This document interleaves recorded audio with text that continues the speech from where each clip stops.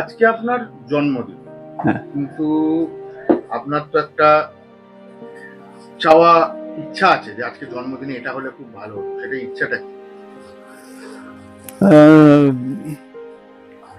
সেটা কবিগুরু আমার হয়ে অনেক আগে থেকে বলে রেখে গেছেন। সেটা হচ্ছে জন্মদিন যখন আছে তার সঙ্গে সঙ্গে কিন্তু জন্মদিন ঘোষণা করলেই তার সঙ্গে সঙ্গে ব্র্যাকেট ক্লোজটাও কিন্তু ঘোষণা করতে হয়। ব্র্যাকেট আজকে শুরু হলো, ব্র্যাকেট এখানে শেষ।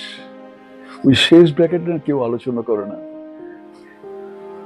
সে নিয়ে আমি নিজে আলোচনা না করে আমি কবিগুরুর কথা ভাষায় বলছি।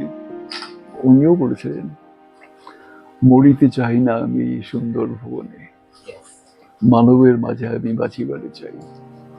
আমি বেঁচে থাকবো, অনন্তকাল বেঁচে থাকবো, যতক্ষণ মানুষ তার হুঁশ থাকবে। আমি প্রদীপ, সামান্য প্রদীপ, ফুদলে নিভে যাব।